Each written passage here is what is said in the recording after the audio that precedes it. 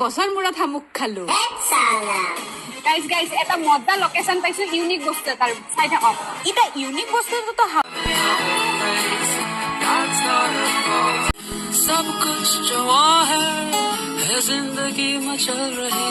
hi guys এই দোকানখনৰ ইমানবোৰ ভিডিঅ' দেখিছোঁ নহয় মই ইনষ্টাগ্ৰামত ভাবিলোঁ তাড়াতাড়ি এটা পাক মাৰি আহোঁ চাওঁ গৈ পাই দেখিলোঁ যিহে লাইন মানুহৰ এগাল তো ভাবিলোঁ আৰু বনাবলৈ দি কিনি মোটামুটি আধা ঘণ্টামান ৱেইট কৰিবলগীয়া হ'ল কাৰণ আমাতকৈ আগত বহুত মানুহ ৰখি আছিলে তো এইফালে আমাৰ ডেকা ল'ৰাই বস্তু বনাই আছে নামটো হ'ল চিনজো মই প্ৰথমতে দেখিতো কিবা বেলেগ বুলিহে ভাবিছিলোঁ তাৰপিছত নামটো গম পালোঁ চিনজো তো যিহেতু চিনজো ভেজ বনাবলৈ দিলোঁ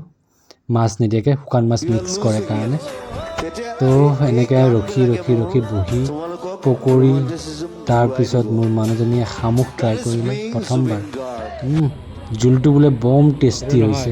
পকৰিটো বাৰু নৰ্মেলে আছিলে বেলেগ দোকানতকৈ ছেমেই আছিলে কিন্তু শামুক বহুত টেষ্টি হৈছে বোলে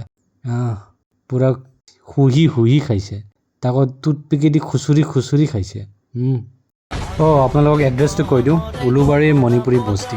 তাত গ'লে কিন্তু আপোনালোকে লাইন ধৰিব লাগিব মিনিমাম আধা ঘণ্টা লাগিব